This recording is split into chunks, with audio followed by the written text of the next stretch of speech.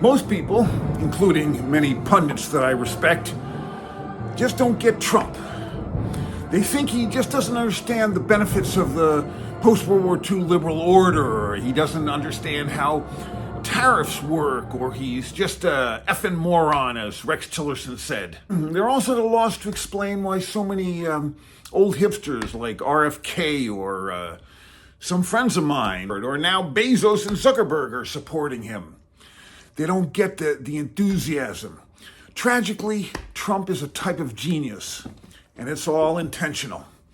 Indeed, he's a master of the spectacle, as we saw with his trashing of Zelensky, which is based on being a seasoned television professional, but also an expert conspiracy theorist. In fact, Trump is a disciple of Roy Cohn, the sort of evil lawyer and fixer of New York, who was the assistant to Joseph McCarthy, who is half German and studied Hitler and was the greatest conspiracist in American history until Trump. And the thing is that it's the spectacle, the conspiracy theories, the fantasy, the role-playing, it's all of a piece. And it's essentially a reenactment of the enthusiasm of the 60s. They actually think that they're having a revolution, although now it's a kind of a cracked revolution of evil hippies, of laissez-faire, libertarian. And now that they can enjoy a kind of a fantasy that the hippies enjoyed. Now, of course, the hippies did have a lot of fantasies and did have a kind of a sort of a conspiracy theory, but it was a benign one. It was one that we can give peace a chance and we can all have a decent life and enjoy happiness. And of course, a practical reality, doesn't really fit with that. And most hippies realized that. And they got straight jobs and they raised families, and some of them became great artists and did a hell of a lot of work. And like Paul McCarthy dragging his fellow Beatles into the studio again and again and again and producing fantastic albums. And a lot of these projects took a hell of a lot of work, and even more work when you think that these poor hipsters were having to do it with sort of, spaced out, overly romantic hippies, kind of a dead weight. And I experienced the same thing in a commune that I helped run in the 70s and 80s in San Francisco. And it was very difficult. But we persevered. And we created, lived out this dream, which was a natural reaction to the insanity and tragedy of World War II. And we created quite a bit of influence, and a lot of that spirit lived on and went on to go into the end of the Cold War and the sort of neoliberal peace of Clinton, and which, served us well. But these things inevitably passed their limit. And the fascists inevitably think that they are tougher and that they can seize what liberal democracy and benevolence and tolerance creates. And that's why we're coming back to this time now. And they are equally inflated on a type of fantasy where they think that their new world order is going to bring a type of renewal and renovation, and Musk is going to bring it to the government, and Trump is going to bring it to the world order, and it's all a conspiracy theory. It's a type of fantasy that Trump has been working with since he studied with Roy Cohn, and Trump has been creating these fantasies and conspiracy theories. First of all, it was Trump properties, the notion that it was a kind of a fancy place with a kind of a high level of luxury. Every step of the way, Trump was just creating more and more stories and fantasies. A lot of people like fantasies. And since his election in November of 2024, I myself have had to kind of deal with the fact that a lot of people like fantasies and are going to incorporate them. A lot of my friends on the left incorporated all sorts of bizarre fantasies, starting notably after 9/11, with the notion that the U.S.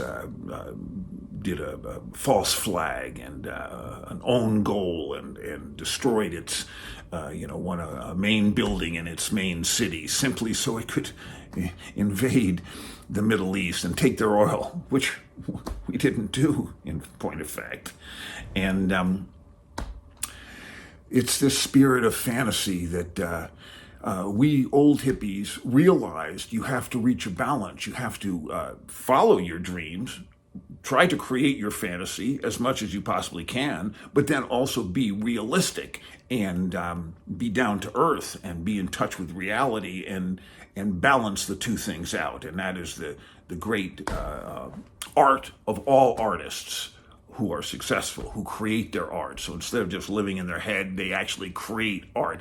And art is a type of conspiracy theory. It's a type of realized dream that brings ideas into reality. It's just a painting, like this bizarre sculpture of my art teacher, Aaron Curzon, who taught me how to do this type of stuff. And religion is a type of conspiracy theory, a type of actuated fantasy that gives some, reassurance and some feeling of unity and justice and continuity after death. And so narratives and false narratives are all part of the human condition. But when they're made to be a political program, they become a very problematic and dangerous thing, and that is what we are experiencing right now. And it's hard for pundits and people to really realize that that this is a kind of a doubling down on the fantasies and acting out of dreams that was, sort of professionalized in the 60s. And Trump is a fantastic fantasist and conspiracist who is leading this forth. And one of the great examples of it is how he captured QAnon. And the story of QAnon is also very complicated and has not been explored except in the Financial Times. And I'll give a bunch of links below. They did a beautiful movie that was released in October of 2020. And it explained that actually QAnon began with role-playing games, which are sometimes called live-action role-playing games, LARPs, which were developed right here in this, some right in this building where I'm living. A friend of mine, whose name I won't mention, he used to do some of them, and it was associated with Burning Man people, and it actually came out of advertising, and Microsoft organized some for some of their games back in the early 2000, around 2003, and LARPs kept developing, and pretty soon they went into politics because, hey, why not? And QAnon, which means Q Anonymous, is just a continuation of the FBI Anonymous or CIA Anonymous or High-Level Insider Anonymous, which was abbreviated to HLI Anonymous. And these were well known to just be, people, hipsters, Michael Flynn types who grabbed a hold of this energy of conspiracism, of role-playing, of creating fantasy false narratives. And the greatest one to emerge was QAnon, which came out in the fall of 2017 and was just building on the backs of these other ones, FBI Anon and various other ones, and Trump immediately picked up on it. He's within 3 weeks he was forwarding QAnon messages, and he was finally asked about it in the summer of 2020, and he said, "Oh, I don't know anything about QAnon except for that they like me a lot." And again, just the endless role playing, the endless use of conspiracy theories, being a conspiracy theory manager. Now, conspiracy theories can be divided into a conspiracy theory leader who may or may not believe what he's saying. And as the great Russian journalists have explained, it really doesn't matter whether they believe or not. Their actions are their truths. And when they voice support for conspiracy theories, they are conspiracy theorists. But then there are the conspiracy theory followers who are just intoxicated. And conspiracy theories are essentially like a psychedelic drug. They essentially serve this new cracked 60s what the psychedelics served for the 1960s. But instead of having to dose somebody with it or carry bags of the stuff around and hidden in your luggage, the conspiracy theorist simply plants an idea, and ideas. The mind is a cross function of 5 different elements: chemical, biological, intellectual, emotional, and you could say spiritual. And the conspiracy theory is simply an idea that is an intellectual idea that ties very deeply into an emotional grievance, and it explains something that really the person really wanted explaining and really needs deeply. And so they just grab upon it, and it is as powerful as a psychedelic, and just opens a door, and all of a sudden a whole new reality appears. And of course they're just following the 3 laws of conspiracy theorists, which is 1, things are not what they seem. There's a whole hidden reality out there. There's a whole secret forces. Number 2, a secret force is out to get us. A hidden enemy. It's not an obvious enemy because everyone knows the obvious enemy, but it's a hidden enemy that the conspiracy theorist has access to those details. And number 3, only I or the theory can save you. And this is how Trump works. He creates this type of chaos, and then he puts out these theories that solve these problems. And so tariffs is a perfect example. Most economists think that tariffs are absurd, but Trump knows that it satisfies these notions that he has been planting in the public psyche using conspiracy theories, and that, of course, tariffs can be run by the president, so they don't need congressional approval. And so therefore, by creating a chaotic situation, and he's been doing this for 40 years, he developed this technique in his great art of the deal is really can be called the art of the insane, chaotic move.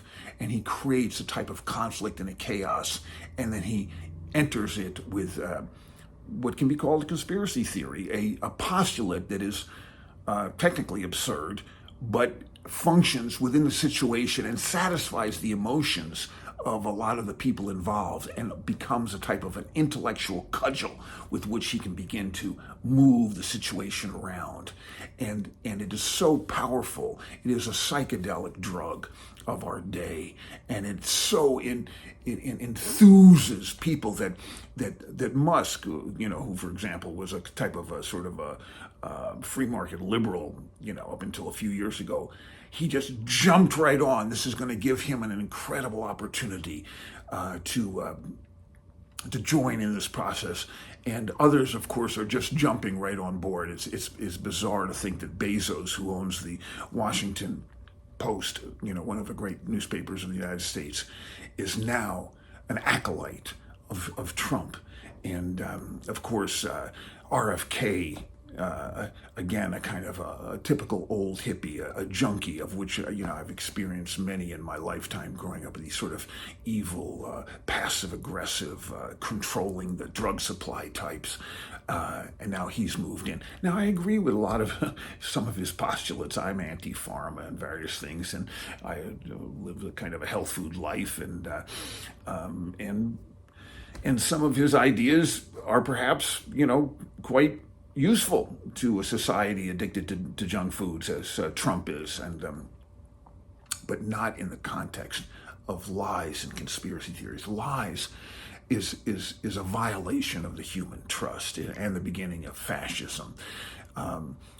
We don't treat our friends. We don't lie to our friends.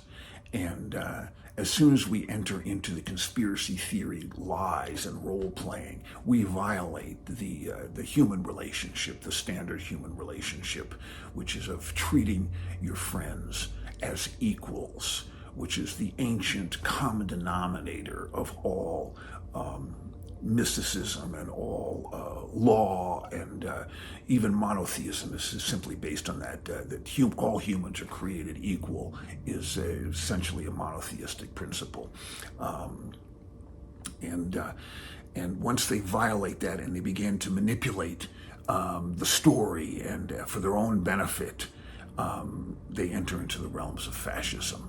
And this is the crisis that we're confronting now, and it is reaching very serious proportions. Now, the federal government could use a bit of a trimming, and a few other things may be advantageous. And I myself have. I just did 11,000 miles traveling around the United States, and I talked to a lot of Trumpers. And because a lot of my leftist friends are also heavy conspiracy theorists, I recognize that we have to accept, and I put it at 30%, we have to accept a certain amount of this need to fantasize, this need to inflate. I used to work in graphics and advertising, and I used to allow the inflation at 10%. So, in any type of advertising or self-assessment, you can inflate 5%, 7%, up to 10%. Now I'm willing to go to 30%. So I'm willing to give Trump the Gulf of America because, the leftists introduced, during Black Lives Matter summer 4 years ago, they introduced the notion of changing a lot of names. And okay, so this is another name change. And I'm willing to accept a few other things. But the idea that we should side with Russia against Ukraine, which is, for 30 years has been a fantastically, amazingly functioning democracy that emerged out of the corruption of the old KGB state, and has had three sort of revolutions. The original one they called the Granite in the 91, and then they had the Orange in 2003, and then they had the Maidan Revolution where they ousted Yanukovych in 2014. And the idea that we're going to stand against them. This is the true brilliance of the great conspiracy theorists, which is what I call conspiracy mirroring. And so they take the story of, liberation or achieving your dreams or democracy, and they flip it and they apply it against their enemy. And so it is absolutely standard practice for conspiracy theorists to accuse the best amongst us. And so McCarthy famously accused General Marshall, who is really one of the greatest human beings of World War II, who not only led the Allies to their victory, but he also led Europe to resurrection through the Marshall Plan and opposed what some others had suggested, which is reduce Germany to a type of agricultural state. And instead, they even offered the Soviet Union Marshall Plan monies, but the Soviet Union rejected their offer. And this rebuilt Europe and rebuilt Germany and France, and what we have today, an incredibly vibrant Europe that is, largely democratic, except for a few countries like Hungary and now Czech Republic. And so McCarthy picked Marshall to attack and claimed that he was the leader of the communist conspiracy in the United States. So Trump is the exact same way. He attacked McCain, who is really one of the sort of most enlightened political Republicans of recent years. Although one may disagree with some of his policies, he was certainly a decent human being. He voted to protect Obamacare. He stood for decency, for democracy. They went to the Maidan. He went there, and he talked to right-wingers on the Maidan. The Maidan had a lot of right-wingers, but it turns out that the Ukrainian right-wing or even neo-fascist are much less neo-fascist than our Nazis, particularly because they're dedicated to their Jewish president, Volodymyr Zelensky, and they're fighting for democracy, not just for us, but not just for themselves, but for Europe, for us, for the tradition of democracy in general. And the Azov, which a very good friend of mine just joined, is now working in their drone brigade. Is supposedly, has fascist roots, but it is fighting for democracy today. And this is my saying: just say no to fascism means, we can tolerate left, right, conservative, all different types, as long as you just say no to fascism, which means violation of sovereignty, violation of democratic elections.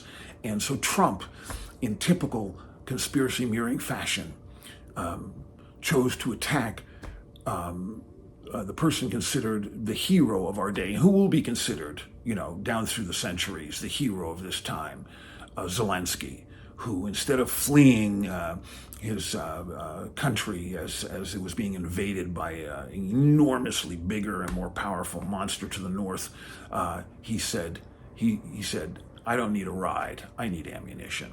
And he is still begging for ammunition, and now Trump has cut it off from him, and he has cut off intelligence sharing, and he is claiming that Zelensky is the fascist and that Putin is the advocate of peace, which is typical conspiracy mirroring, where you simply flip the narrative. And it's easy to do because that narrative is in the air, and when you have a audience and following that is trained in conspiracy theories, they again are very accustomed to the three laws of conspiracy theories. Things are not what they seem, somebody's out to get you, and only I can save you. And so they can very easily say that, no, Zelensky is not the great valiant defender of peace and democracy. He is actually a dictator who is secretly creating and has these yachts and all their conspiracy theories. And it is all a type of patent insanity developed through the manipulation of this need for a dream, for a narrative story of a great fantasy of renewal that the Republicans have now galvanized, and they have convinced that even a lot of people of color and a lot of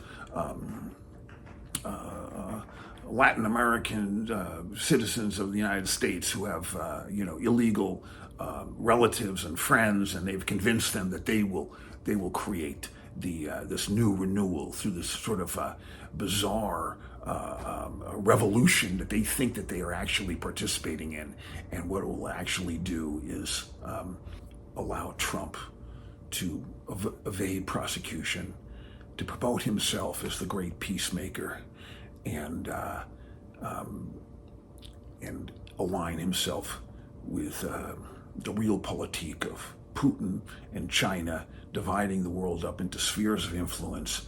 And he is going to attempt to seize Greenland and Panama, and he's going to do it all through his same, dumpster fire of insane spectacle, in which he will create tensions and go beyond anything that people can imagine.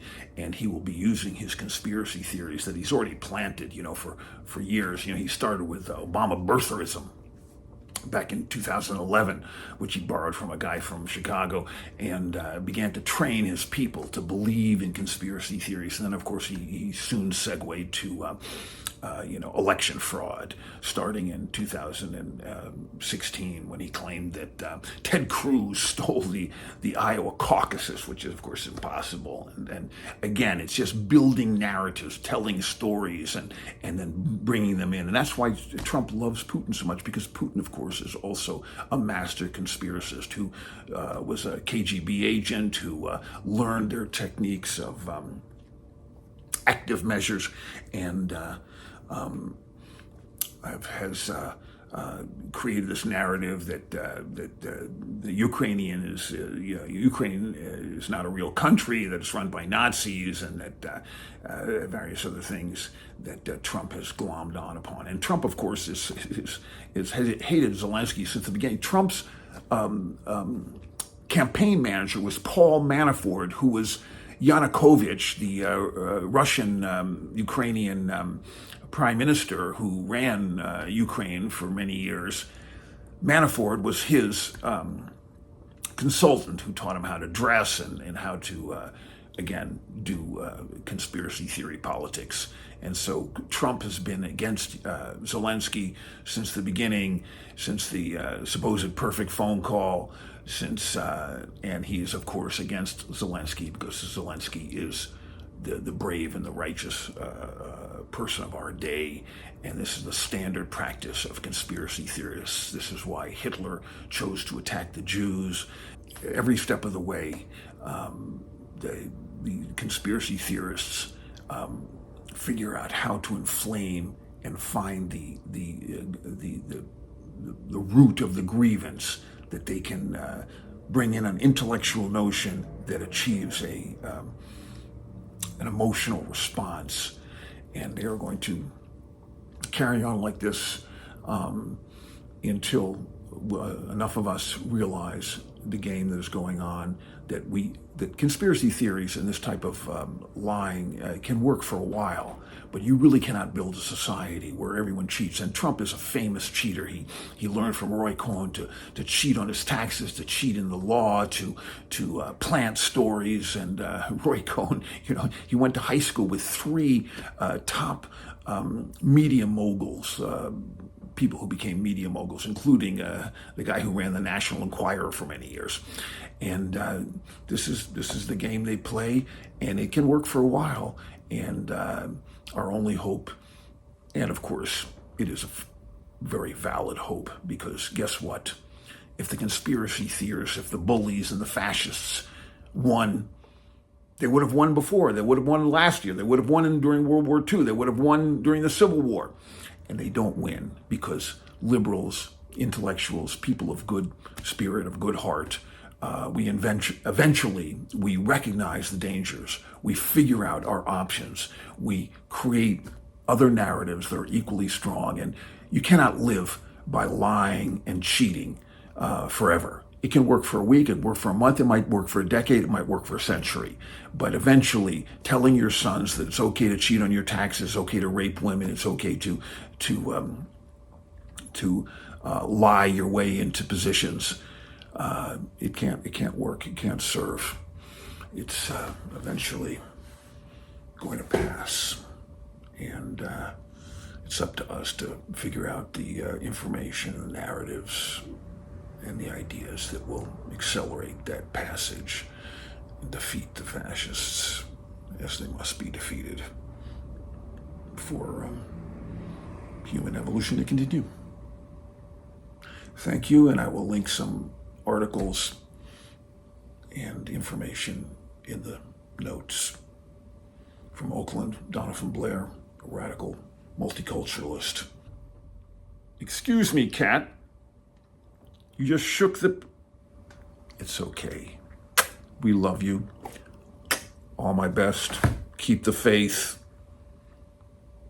This too shall pass.